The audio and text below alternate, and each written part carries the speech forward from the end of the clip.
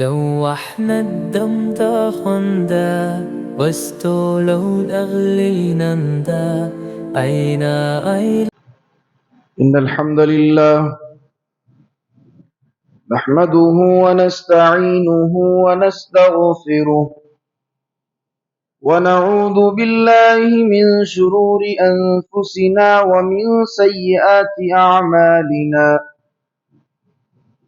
من يهده الله فلا مضل له ومن يضلله فلا هادي له وأشهد أن لا إله إلا الله وحده لا شريك له وأشهد أن محمدا عبده ورسوله أرسله بالحق بشيرا ونذيرا وداعيا إلى الله بإذنه وسراجا منيرا يا أيها الذين آمنوا اتقوا الله حق تقاته ولا تموتن إلا وأنتم مسلمون يا أيها الناس اتقوا ربكم الذي خلقكم من نفس واحدة وخلق منها زوجها وبث منهما رجالا كثيرا ونساء واتقوا الله الذي تساءلون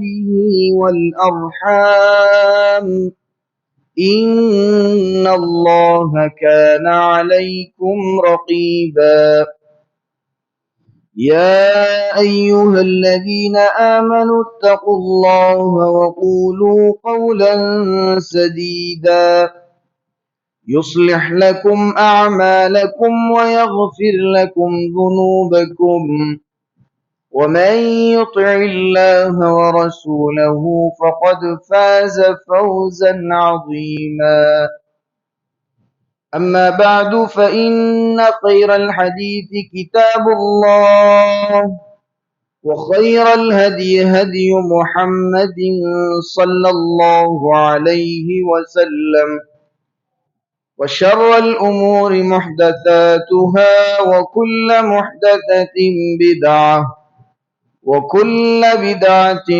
ضلالة وكل ضلالة في النار أعوذ بالله السميع العليم من الشيطان الرجيم من همزه ونفخه ونفسه بسم الله الرحمن الرحيم فإن آمنوا بمثل ما آمنتم به فقد اهتدوا وإن تولوا فإنما هم في شقاق وقال النبي صلى الله عليه وسلم لو كان بعدي نبيا لكان عمر. معزز حاضرین جمعہ، بزرگان دین ملت، نوجوانان عظام، پردہ نشین خواتین اسلام اور عزیز بچوں، تمام قسم کی تعریف و توصیف، بڑائی و بزرگی، عظمت و کبریائی اس اللہ وحدہ لا شریک کے لیے ہے جس نے ہم انسانوں کو اس دنیا کے اندر مخلوق کی حیثیت سے مبعوث فرمایا اور اپنی تمام مخلوقات میں افضل المخلوق کا درجہ عطا فرمایا، خیر امت کا درجہ عطا فرمایا، اور ہماری رشد و ہدایت، کامیابی و کامرانی، فلاح و بہبودی کے لیے اللہ تبارک و تعالی نے بے شمار انبیاء اکرام علیہم الصلاۃ والسلام کو اس دنیا کے اندر مبعوث فرمایا، بعدہو ان تمام انبیاء کرام علیہم پر درود و سلام کے پھول نشاور ہوں، خصوصاً ہمارے اور آپ کے آخری نبی احمد مجتبی محمد مصطفیٰ جناب محمد الرسول اللہ صلی اللہ علیہ وسلم پر، اللہم صلی علیہ اللہم بارک علیہ۔ معزز سامعین، گزشتہ جمعہ ہم نے عشرہ مبشرہ بالجنہ کی دوسری کڑی یعنی حضرت عمر فاروق رضی اللہ تعالی عنہ کے تعلق سے باتیں سنی۔ آپ کی پیدائش کب ہوئی، کہاں ہوئی، کس قبیلے میں ہوئی، کون سے خاندان میں ہوئی، اور اس طریقے سے حضرت عمر رضی اللہ تعالی عنہ کب اسلام لے کر کے آئے، اسلام لانے کا تفصیلی واقعہ ہم نے آپ کے سامنے پیش کیا تھا۔ اسی طریقے سے ہم نے یہ بھی جانا کہ حضرت عمر فاروق رضی اللہ تعالی عنہ کیسے بہادر اور شجاع انسان تھے، ان کے اندر بہادری کی صفتیں، ان کے اندر شجاعت کی صفتیں کس طریقے سے اللہ تبارک و تعالی نے نعمت کی شکل میں ان کے اندر عطا فرمائی تھی، یہ تمام چیزیں ہم نے اور آپ نے گزشتہ جمعہ دیکھ لی۔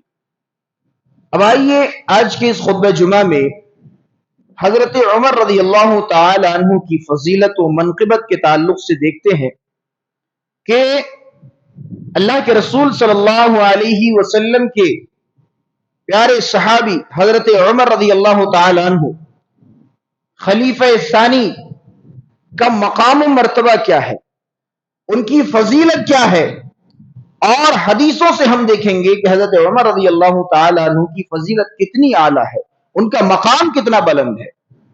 ان کی فضیلت کے لیے یوں تو ایک ہی حدیث کافی ہے، ایک حدیث کافی ہے کہ اللہ کے رسول صلی اللہ علیہ وسلم فرماتے ہیں، ترمذی شریف کی صحیح حدیث ہے، فرماتے ہیں پیارے حبیب صلی اللہ علیہ وسلم، لو کان بعدی نبیا لکان عمر، اگر میرے بعد کوئی نبی ہوتا تو عمر ہوتا۔ ہمارا یقین ہے، ہمارا اعتماد ہے، یہ ہمارا توکل ہے اور ایمان کا ایک حصہ ہے کہ نبیوں کا سلسلہ حضرت آدم علیہ السلام سے لے کر شروع ہوا اور جناب محمد الرسول اللہ صلی اللہ علیہ وسلم پر آ کر ختم ہو گیا۔ آپ کے بعد کوئی نبی نہیں آنے والا، آپ آخری نبی، خاتم النبیین، خاتم الانبیاء ہیں، یہ ہمارا اور آپ کا یقین ہے، عقیدہ ہے۔ لیکن اگر کوئی نبی ہوتا نبی کریم صلی اللہ علیہ وسلم کے بعد تو خود نبی اکرم صلی اللہ علیہ وسلم اپنی زبان مبارکہ سے فرماتے ہیں، لو کان بعدی نبیا، اگر کوئی نبی ہوتا میرے بعد، یوں تو نبی نہیں آ سکتا لیکن اگر کوئی نبی آتا لکان عمر، تو وہ عمر ہوتا۔ عمر کے اندر یہ چیزیں ہیں کہ وہ نبی بننے کے لائق تھے۔ یہ ایک حدیث حضرت عمر رضی اللہ تعالی عنہ کے تعلق سے کافی ہے، ان کی فضیلت کو جاننے کے لیے، ان کی منقبت کو پہچاننے کے لیے اور ان کے مقام و مرتبے کو اندازہ لگانے کے لیے یہ ایک حدیث کافی ہے۔ علماء بیان کرتے ہیں، علماء لکھتے ہیں کہ حضرت عمر رضی اللہ تعالی عنہ الہامی شخصیت تھے۔ الہامی شخصیت کسے کہتے ہیں؟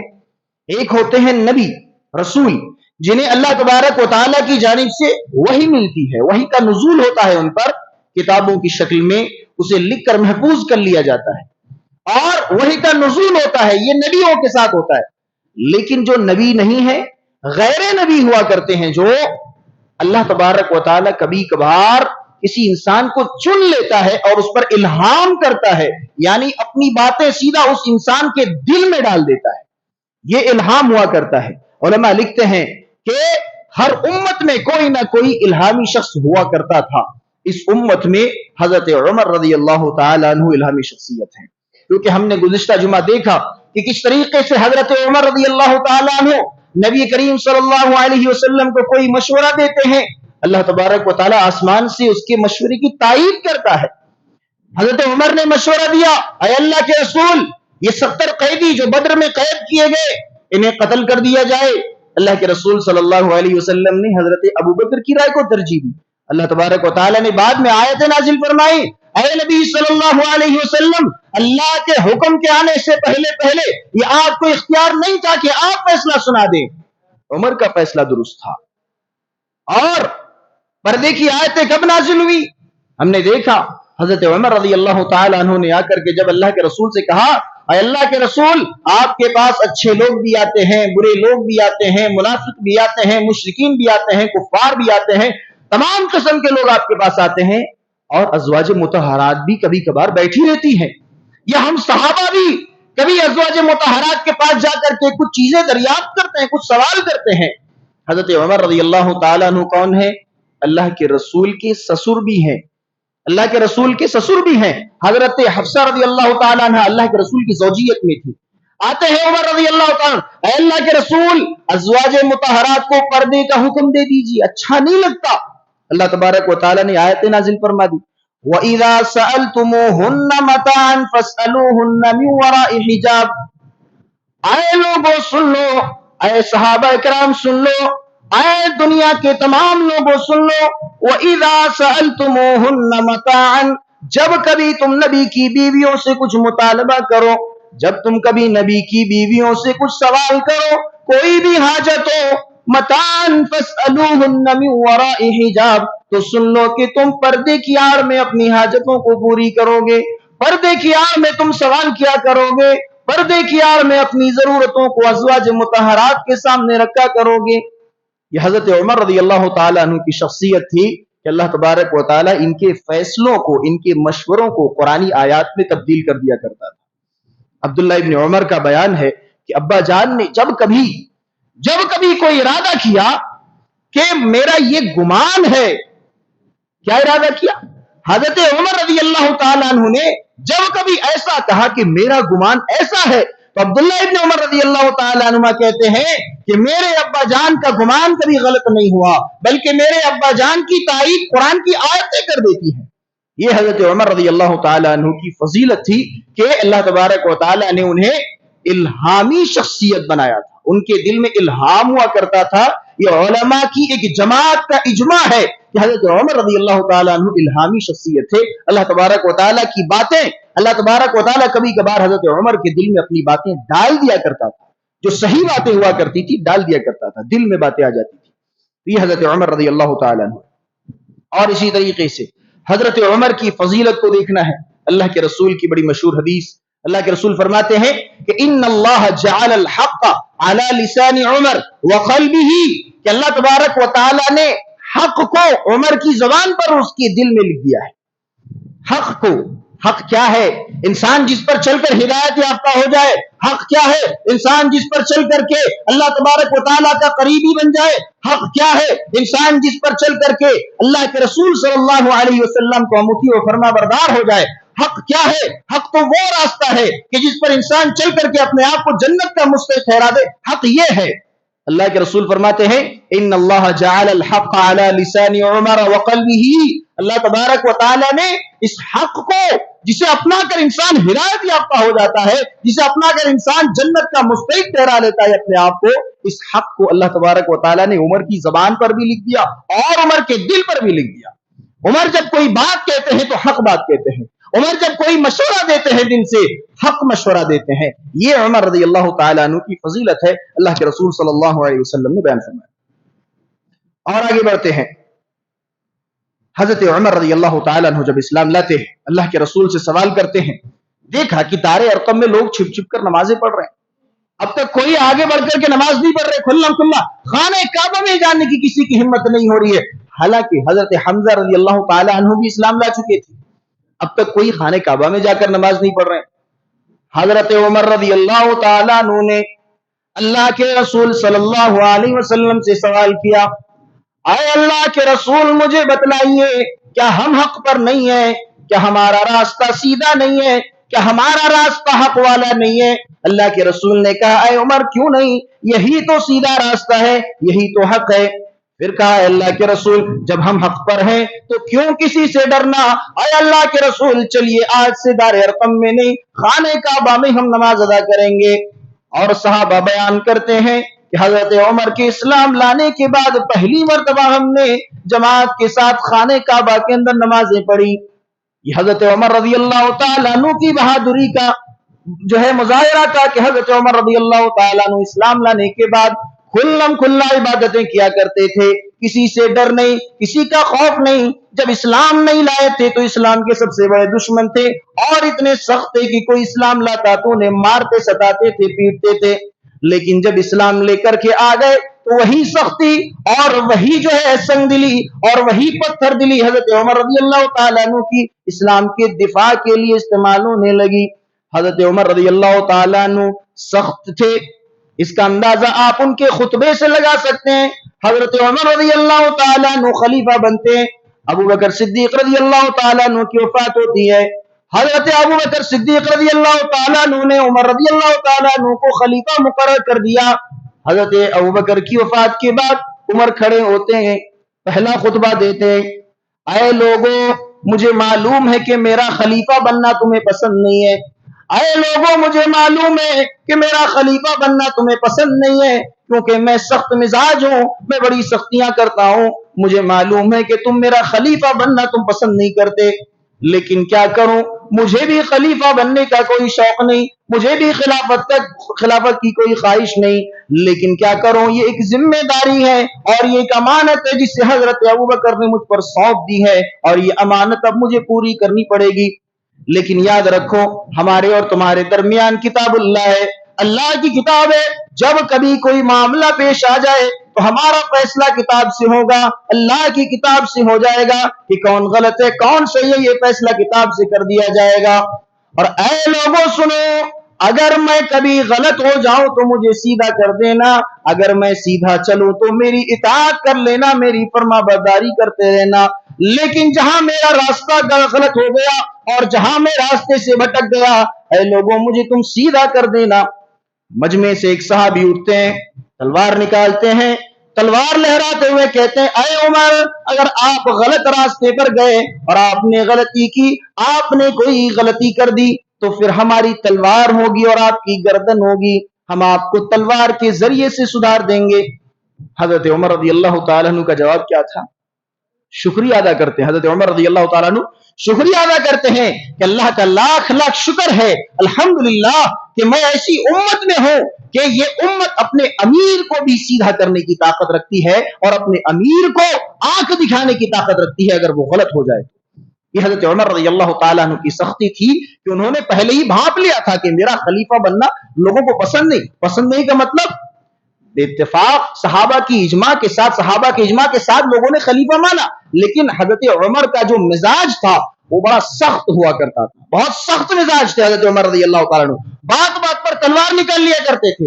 ایک دفعہ کا واقعہ ہے، اللہ کے رسول صلی اللہ علیہ وسلم کے پاس دو لوگ آئے، ایک منافق اور ایک مومن آئے اور فیصلہ کرایا۔ اللہ کے رسول صلی اللہ علیہ وسلم نے ان دونوں کے حق میں فیصلہ کر دیا، اور فیصلہ کس کے حق میں ہوا؟ مومن کے حق میں ہوا، مسلمان کے حق میں فیصلہ ہو گیا، اور جو منافق تھا وہ اللہ کے رسول کے فیصلے کو نہیں مان رہا تھا۔ فیصلہ ہو گیا، دونوں آئے، منافق کہنے لگا مسلمان سے کہ چلو ایک کام کرتے ہیں، اللہ کے رسول نے فیصلہ کر دیا، ایک بار حضرت عمر کے پاس جاتے ہیں اور ان سے بھی فیصلہ کرا لیتے ہیں۔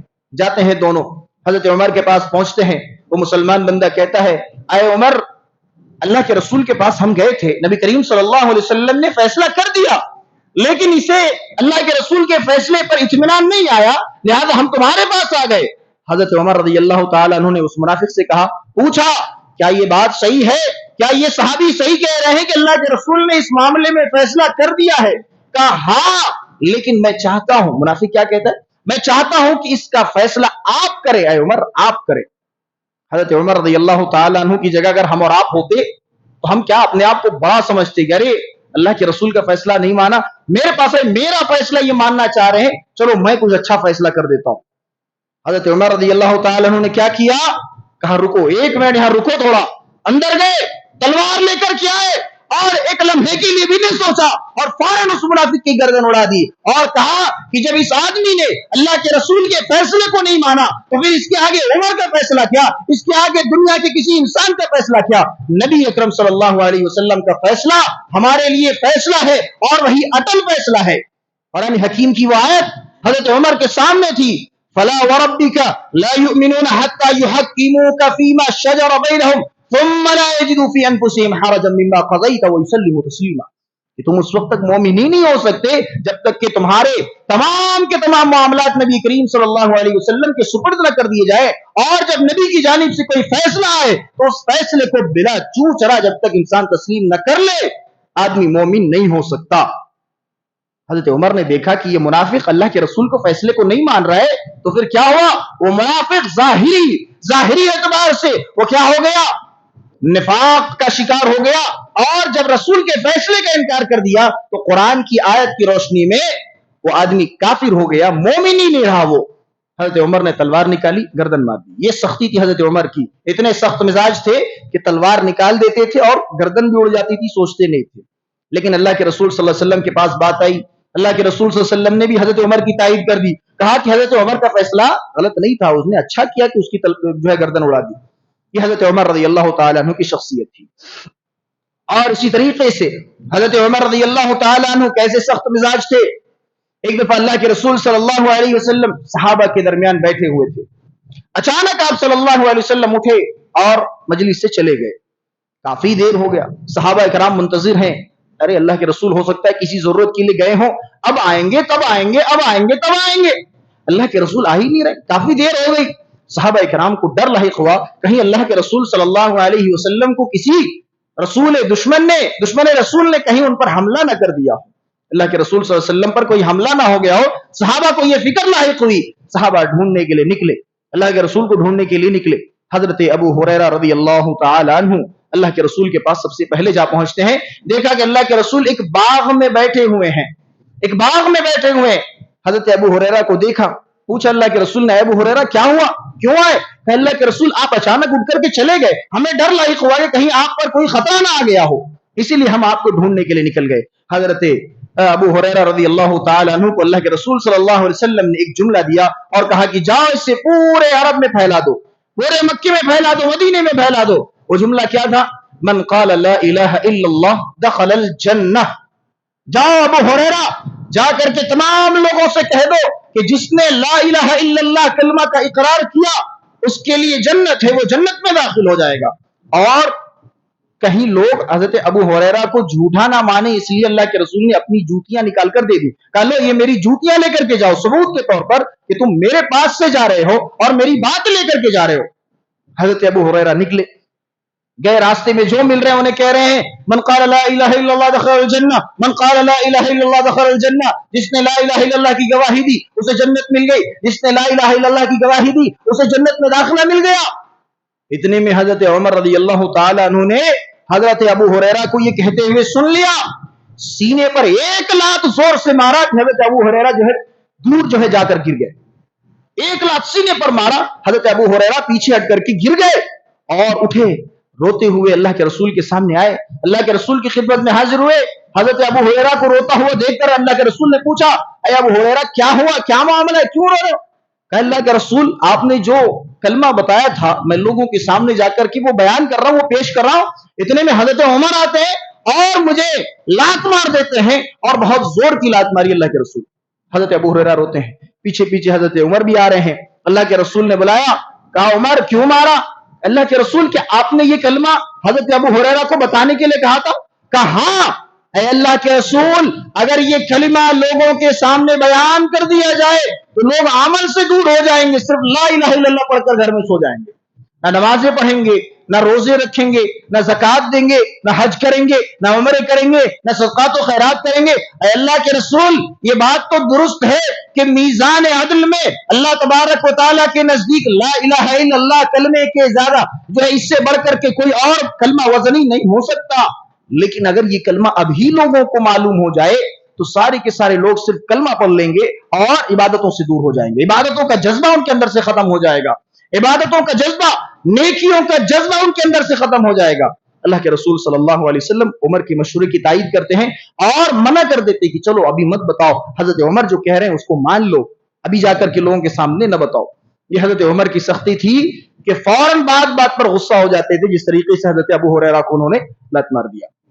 اسی طریقے سے حضرت عمر رضی اللہ تعالی عنہ جس طرح جو ہے سخت مزاج تھے، خلیفہ بننے کے بعد اسی طرح نرم دل ہو گئے تھے، जितनी सख्ती उनके अंदर थी उतनी ही नरमी भी उनके दिल में आ गई थी।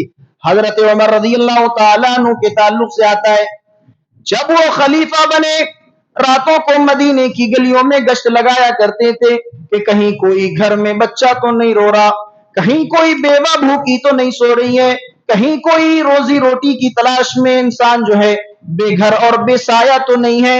हजरत उमर रज़ी अल्लाह तआला अन्हु मदीने की गलियों में गश्त लगाया करते थे। एक दफा का वाकया है, हजरत उमर रज़ी अल्लाह तआला अन्हु मदीने की गलियों का गश्त लगा रहे हैं और अचानक एक घर से बच्चों की रोने की आवाज सुनाई देती है। बच्चों के रोने की आवाज सुनाई देती है। हजरत उमर रज़ी अल्लाह तआला अन्हु दरवाजे के पास जाकर देखते हैं तो कुछ बच्चे हैं और उनकी माँ उन्हें चुप करा रही है, उन्हें बहला फुसला रही है। हजरत उमर बेसाख्ता होकर पूछ उठे, अरे अल्लाह की बंदी, इन बच्चों को क्या हुआ, ये क्यों रो रहे हैं? कहा, ये बच्चे भूख से बिलख रहे हैं, भूख से रो रहे हैं, घर में कुछ खाने को चीजें नहीं है, मैं क्या करूं? घर में जो है चूल्हा है और लकड़ियां हैं, मैंने चूल्हे को लकड़ियों से भर दिया और आग जलाकर हांडी उस पर रख दी और उसमें पानी उबलने के लिए छोड़ दिया ताकि बच्चों को ये दिलासा मिल जाए कि वहां कोई खाना पक रहा है और उस आस में मेरे बच्चे सो जाएं। हजरत उमर रज़ी अल्लाह तआला अन्हु का दिल कांप गया। फौरन उसी जो है नरम आंखों के साथ और तेज कदमों के साथ बैतुल माल की तरफ गए और बैतुल माल से एक आटे की बोरी, एक घी का डब्बा अपनी पीठ पर लादा और रोते हुए उस औरत के घर में जाने लगे, उन बच्चों के घर में जाने लगे। हजरत उमर के साथ उनके खादिम भी मौजूद हैं। उनका खादिम कहता है, अरे अमीरुल मोमिनीन, लाइए ये बोरी मुझे दे दीजिए, मैं अपनी पीठ में लाद लेता हूँ। ये घी का डब्बा मुझे दे दीजिए, मैं अपनी पीठ में लाद लेता हूँ। हजरत उमर रज़ी अल्लाह तआला अन्हु रोते हुए जवाब देते हैं, ऐ मेरे खादिम, कल कयामत के दिन अल्लाह रब्बुल आलमीन तुझसे सवाल नहीं करेगा कि फला बच्चे क्यों भूखे रो रहे थे। ऐ मेरे खादिम, अल्लाह तबारक व तआला कयामत के दिन तुझसे नहीं पूछेगा कि फला घर में वो बेवा औरत थी और उसके कुछ बच्चे थे जो भूख से बिलक बिलक कर रो रहे थे और उनके लिए खाना नसीब नहीं हो रहा था। लिहाजा ऐ खादिम छोड़ दे, मुझे मेरी बोरी पीठ में लादने दे, घी का डब्बा मेरे पीठ में लदा रहने दे और मुझे खुद ये काम करने दे। हजरत उमर रज़ी अल्लाह तआला अन्हु घर जाते हैं और रोटी पका करके उन्हें बच्चों को खिला करके बाहर आते हैं और दूर बैठ करके पूरा नजारा देखते हैं। दूर बैठ करके पूरा नजारा देखते हैं, मुसलसल आंखों से आंसुओं की नहरें जा रही हैं। हजरत उमर रज़ी अल्लाह तआला अन्हु देखते हैं कि बच्चों के चेहरे पे मुस्कुराहट आ गई, भूख खत्म हो गई, भूख मिट गई, अब बच्चे मुस्कुराने लगे। उमर के दिल में जरा सा सुकून आया। हजरत उमर रज़ी अल्लाह तआला अन्हु फिर भी क्या कहते हैं, उमर, कयामत के दिन कहीं अल्लाह तबारक व तआला तुझसे ये सवाल न कर ले कि वो बच्चे इतनी देर तक भूखे क्यों थे। ये उमर थे कि इतनी सख्ती जो खलीफा बनने से पहले उनके अंदर थी, वही सख्ती नरमी में तब्दील हो गई खलीफा बनने के बाद। एक दफा का वाकया है कि कहत साली पड़ गई, मदीने में कहत साली पड़ गई, कोई अनाज नहीं, गल्ला नहीं, चावल नहीं, गेहूं नहीं, कहत साली पड़ गई। कहत साली मतलब आसमान से बारिश का नुज़ूल नहीं होने लगा और सूखा पड़ गया, पूरा सूखा पड़ गया, तमाम के तमाम फसलें बर्बाद हो गई, अनाज बर्बाद हो गए। हजरत उमर रज़ी अल्लाह तआला अन्हु ने ये फैसला कर लिया, इरादा कर लिया और ऐलान कर दिया कि जब तक मेरी आवाम गोश्त और घी न खाने लगे तब तक उमर के पेट में भी घी और गोश्त करने वाला नहीं जाएगा। हजरत उमर रज़ी अल्लाह तआला अन्हु कई महीनों तक सिर्फ जैतून का तेल और रोटी चबाकर खाया करते थे, इसके अलावा कुछ भी नहीं खाते। बाज़ दफा ऐसा होता था कि हजरत उमर रज़ी अल्लाह तआला अन्हु की पेट से भूख की वजह से चरचराहट की आवाजें आती थी। हजरत उमर रज़ी अल्लाह तआला अन्हु पेट को थपथपाते थे और कहते थे, ऐ पेट, जरा सब्र कर ले, जब तक अवाम जो है सैराब होकर के ना खा ले मैं तुझे भी खाने नहीं दूंगा। ये हजरत उमर रज़ी अल्लाह तआला अन्हु की शख्सियत थी, ये इतनी नरमी थी। हजरत उमर रज़ी अल्लाह तआला अन्हु कौन है? खलीफा हैं, वक्त के खलीफा हैं, 22 लाख मुरब्बा मील की खिलाफत है, अमीरुल मोमिनीन है, तमाम के तमाम मुसलमानों के हुक्मरान थे उस वक्त। लेकिन क्या करते हैं, अपने पीठ पर बोरी लाद करके लोगों के घरों में पहुंचा रहे हैं, कभी भूखा रह जा रहे हैं, कभी जमीन पर चटाई बिछा करके सो जा रहे हैं। खलीफा का मतलब क्या होता है? लोग, हुकूमत आती है और क्या करते हैं, अपने लिए आराम ढूंढते हैं, अपने लिए ऐश ढूंढते हैं और अपनी जिंदगी बेहतर बनाने की कोशिशें करते हैं। हजरत उमर रज़ी अल्लाह तआला अन्हु के पास ये नहीं था, ان کے دل میں نرمی تھی, ان کے دل میں اللہ رب العالمین کا تقویٰ تھا, اور اللہ رب العالمین کا ڈر تھا کہ اگر اللہ تبارک و تعالیٰ ان سے ان کے خلافت کے تعلق سے سوال کر دے تو عمر کیا جواب دیں گے. یہ ان کے دل میں ڈر تھا. اسی طریقے سے حضرت عمر رضی اللہ تعالیٰ عنہ نیکیوں کے معاملے میں بھی بڑے آگے ہوا کرتے تھے. ایسا نہیں ہے کہ صرف عمر بہت سخت تھے یا عمر بہت نرم تھے, نہیں, بلکہ نیکیوں کے معاملے میں بھی بہت آگے تھے. اللہ کے رسول صلی اللہ علیہ وسلم کے زمانے میں ایک جنگ لڑی گئی, جنگ خیبر. جنگ خیبر, اللہ کے رسول صلی اللہ علیہ وسلم نے مجمع عام میں اعلان کیا کہ جو کوئی بھی جنگ خیبر کے لیے اللہ تبارک و تعالیٰ کی راہ میں مال خرچ کرے گا, اللہ تبارک و تعالیٰ اسے جنت نصیب فرمائے گا. حضرت عمر بھی گھر جا رہے, حضرت ابو بکر بھی اپنے گھر جا رہے ہیں سامان لانے کے لیے, صدقات و خیرات کرنے کے لیے. تمام کے تمام صحابہ اپنے اپنے گھر چلے جاتے ہیں. حضرت ابو بکر بھی جا رہے ہیں, عمر بھی جا رہے ہیں, عثمان بھی جا رہے ہیں, علی بھی جا رہے ہیں, طلحہ اور زبیر بھی جا رہے ہیں. سارے کے سارے لوگ اپنے اپنے گھروں کو جا رہے ہیں. عمر کے دل میں کچھ اور چل رہا ہے. حضرت عمر رضی اللہ تعالیٰ عنہ نیکیوں میں ایک دوسرے سے سبقت کرنے کا جذبہ رکھا کرتے تھے دل میں. وہ گھر جا رہے ہیں, ان کے قدم بڑھ رہے ہیں, اور دل میں یہ خیال آ رہا ہے کہ آج تو میں ابو بکر کو نیکیوں کے معاملے میں پیچھے چھوڑ دوں گا. آج میں گھر جاؤں گا اور اپنے گھر کی تمام چیزیں اکٹھا کر کے انہیں 2 حصوں میں تقسیم کر دوں گا. بھلا آدھا سامان اللہ کے رسول کی خدمت میں کون لے کر کے آئے گا. حضرت عمر رضی اللہ تعالیٰ عنہ بڑے خوش ہو جاتے ہیں, گھر جاتے ہیں اور تمام کی تمام چیزیں اکٹھا کرتے ہیں. گھر کے اندر جتنی بھی چیزیں ہیں ساری چیزیں اکٹھا کر لیتے ہیں اور تمام کی تمام چیزوں کا آدھا حصہ کر دیتے ہیں, 2 حصوں میں تقسیم کر دیتے ہیں. ایک حصہ گھر کے لیے رکھ دیا, دوسرا حصہ جھولے میں باندھا اور اللہ کے رسول کی خدمت میں پہنچ گئے. اللہ کے رسول کے سامنے رکھ دیا. سوال کرتے ہیں, اے عمر, گھر سے کیا لائے اور گھر والوں کے لیے کیا چھوڑا؟ کہ اے اللہ کے رسول صلی اللہ علیہ وسلم, میں گھر گیا اور تمام چیزیں اکٹھا کر دی, آدھا اللہ کے رسول کی خدمت میں لے کر کے آ گیا. اے اللہ کے رسول, آدھا اللہ کی راہ میں لے کر کے آ گیا اور آدھی چیزیں میں نے گھر والوں کے لیے چھوڑ دی. عمر بڑے خوش ہیں کہ آج ابو بکر کو ہرانے کا موقع مل گیا. آج نیکیوں کے معاملے میں ابو بکر سے سبقت کر جاؤں گا. اتنے میں ابو بکر آتے ہیں, جھولا اٹھائے ہوئے آتے ہیں, تمام سامان اسی جھولے میں. حضرت ابو بکر بھی آتے ہیں, نبی کی خدمت میں وہ جھولا رکھ دیتے ہیں. سوال کرتے ہیں, اے ابو بکر, گھر والوں کے لیے کیا چھوڑا اور یہاں پر کیا لے کر کے آئے؟ کہا, اے اللہ کے رسول, ابقیت لہم اللہ ورسولہ, اے اللہ کے رسول صلی اللہ علیہ وسلم, میں نے گھر کی تمام چیزیں اکٹھا کی اور جھاڑو پوچھا لگا کر کے میں نے جھولے میں ڈال لیا اور وہ تمام کی تمام چیزیں میں اللہ کے رسول کی خدمت میں لے کر کے آ گیا ہوں, اللہ کی راہ میں لے کر کے آ گیا ہوں. ابقیت لہم اللہ ورسولہ, اے اللہ کے رسول صلی اللہ علیہ وسلم, میں نے اپنے گھر والوں کے لیے اللہ کو چھوڑا اور اس کے رسول کو چھوڑا. حضرت ابو بکر کا جملہ سننا تھا. حضرت عمر رضی اللہ تعالیٰ نے پھوٹ پھوٹ کر رونے لگتے ہیں, اے اللہ, میں ابو بکر سے کبھی آگے نہیں بڑھ سکتا. ابو بکر تو وہ شخص ہے جو اپنے گھر کی تمام چیزوں کا اٹھا کر کے لے کر کے آ گئے. اس واقعے سے بتانے کا مقصد یہ ہے, اس واقعے کو بیان کرنے کا مقصد یہ ہے کہ حضرت عمر رضی اللہ تعالیٰ عنہ کس طریقے سے ایک دوسرے سے نیکیوں کے مقابلے میں آگے بڑھنے کی کوششیں کیا کرتے تھے. کیسے میں نیکیوں میں اس سے آگے بڑھ جاؤں, فلاں میرے سے آگے کیسے ہے, فلاں اگر تہجد کی نماز 4 رکعت پڑھ رہے, میں 8 رکعت پڑھوں گا. یہ جذبہ ہوا کرتا تھا ان کا. آج ہمارا اور آپ کا حال کیا ہے کہ کون اچھی بلڈنگ بنا رہا ہے, اس کا مقابلہ کریں گے. کس کے پاس کون سی گاڑی ہے, ہم اس سے لیٹسٹ گاڑی لے کر کے آئیں گے. مارکیٹ میں اگر اس سے لیٹسٹ نہیں آیا ہے, پہلے ہی بک کرا لیں گے کہ وہ گاڑی ہمیں چاہیے. یہ آج ہمارا حال ہے. کسی کا گھر اگر جو ہے گاؤں میں ہے, ہم شہر میں بناتے ہیں. کسی کا شہر میں ہے, ہم سیدھا روڈ کے کنارے بناتے ہیں بازار میں آ کر کے. یہ آج ہمارا اور آپ کا حال ہے کہ ہم دنیاوی معاملات میں ایک دوسرے سے مقابلہ کرتے ہیں, ایک دوسرے سے آگے بڑھنے کی کوششیں کرتے ہیں. لیکن حضرت عمر رضی اللہ تعالیٰ عنہ نیکیوں کے معاملے میں ایک دوسرے سے آگے بڑھنے کا اپنے دل میں جذبہ رکھا کرتے تھے. کیوں؟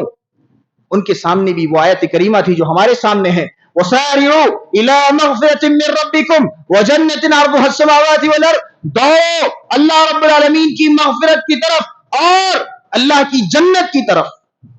اس آیت کا جب ترجمہ دیکھیں گے, وَسَارِعُوا کا معنی ہوتا ہے ایک دوسرے سے آگے بڑھنا, ایک دوسرے کو پیچھے چھوڑ کر کے آگے بھاگنا.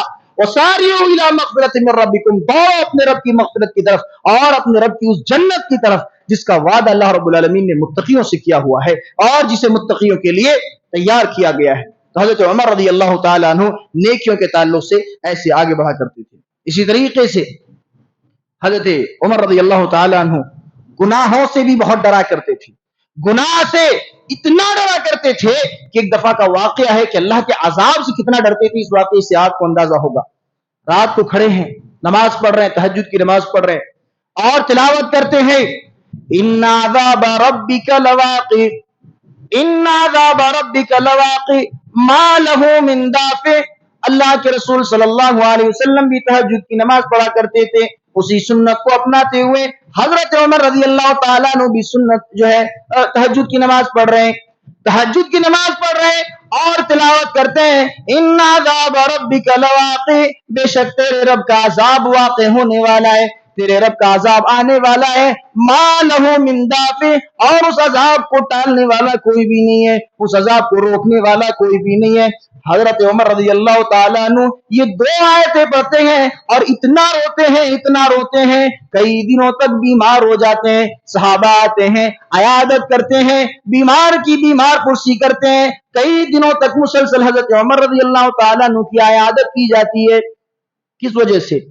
उन्होंने कोई ठंडा पानी पी लिया था कि जुकाम हो गया, उन्होंने जो है बहुत देर तक नहा लिया था, या उन्हें बुखार आ गया, या कोई दूसरी चीज का इस्तेमाल कर लिया, या गैस हो गया था इसलिए बीमार हो गए? नहीं, कुरान की दो आयतें पढ़ी, इन्ना अज़ाब रब्बिका लवाक़ि, बेशक तेरे रब का अज़ाब वाक़े होने वाला है, तेरे रब का अज़ाब आने वाला है, मा लहू मिन दाफ़ि, और उस अज़ाब से बचाने वाला कोई भी नहीं है, उस अज़ाब को टालने वाला कोई भी नहीं है। उमर के दिल में ये आयतें इतनी गहरी घुसी और इतनी जो है अंदर तक गई ये आयतें, हज़रत उमर रज़ी अल्लाह ताला अन्हु रो रो कर गिर गए, बीमार हो गए और इतना बीमार हो गए कि सहाबा किराम अयादत को आने लगे। ये हज़रत उमर रज़ी अल्लाह ताला अन्हु अल्लाह तबारक व तआला से इतना डरा करते थे। और इसी तरीके से एक सहाबी आते हैं, हज़रत उमर रज़ी अल्लाह ताला अन्हु जब मरज़ुल मौत में मुब्तला थे, एक सहाबी आते हैं, कहते हैं, ऐ अमीरुल मोमिनीन, आपको तो कोई परवाह नहीं, आपको तो कोई फिक्र नहीं, आप तो जन्नत के मुस्तहिक हैं। अल्लाह के रसूल सल्लल्लाहु अलैहि वसल्लम ने दुनिया ही में आपको जन्नत की बशारत दे दी, खुशखबरी दे दी। ऐ अमीरुल मोमिनीन, आप तो बेफिक्र हैं, आपको कोई परवाह ही नहीं है, आप तो जन्नत में चले जाएंगे।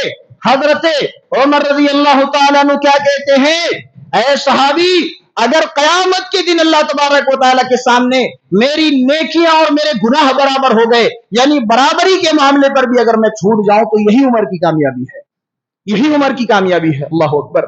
सदका तो खैरात में इतने आगे, जंगो जदाल में इतने आगे, नेकियों के मामले में इतने आगे, गुनाहों से इतना डर, अज़ाबे रब से इतना डर, अज़ाबे कब्र से इतना डर, इन तमाम चीजों के होने के बावजूद भी उमर क्या कह रहे हैं कि अगर अल्लाह के सामने मेरी नेकियां और मेरे गुनाह बराबर हो गए, यानी बराबरी के मामले में भी अगर अल्लाह रब्बुल आलमीन मुझे छोड़ दे, तो ये उमर की कामयाबी है। मुझे बहुत ज्यादा नेकियां नहीं चाहिए, लेकिन अगर नेकियां और गुनाह बराबर हो गए, ये भी काफी है, ये भी काफी है। अल्लाह अकबर।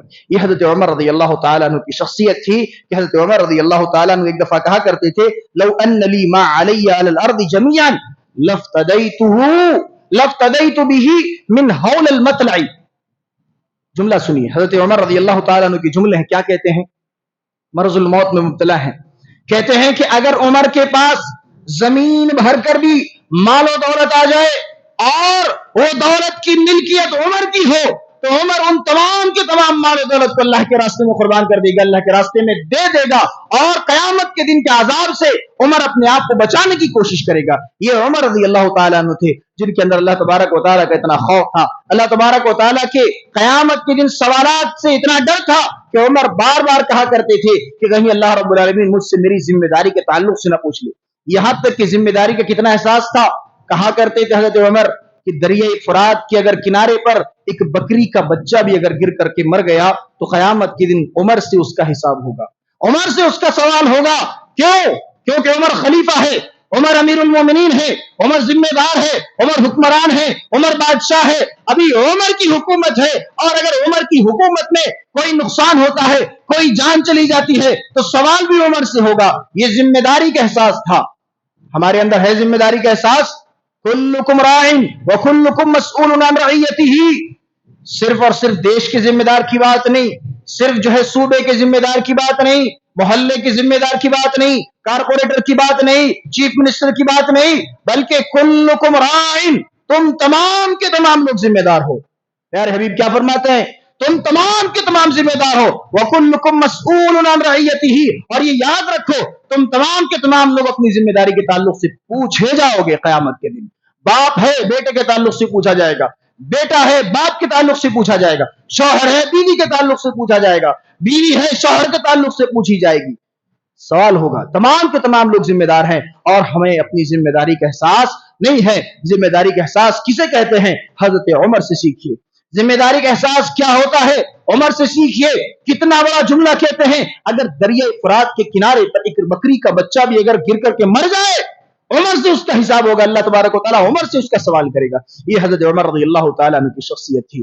آئیے انشاءاللہ تبارک و تعالیٰ ہم اگلے جمعہ میں حضرت عمر رضی اللہ تعالیٰ عنہ کی عدالت کو دیکھیں گے کہ کس طریقے سے حضرت عمر رضی اللہ تعالیٰ عنہ کی خلافت میں عدل قائم کیا کرتے تھے، اور چاہے امیر ہو، چاہے غریب ہو، چاہے بڑا ہو، چاہے چھوٹا ہو، تمام لوگوں کے اندر کس طریقے سے عدل کا جو ہے فیصلہ کیا کرتے تھے، انصاف کا فیصلہ کیا کرتے تھے۔ ان تمام چیزوں کو ہم اگلے جمعہ میں دیکھیں گے۔ آئیے اللہ رب العالمین سے دعا کرتے ہیں کہ اللہ سبحانہ وتعالی ہم تمام لوگوں کے دلوں میں کہیں سنی باتوں کو سمجھنے اور ان پر صحیح عمل کرنے کی توفیق عطا فرما۔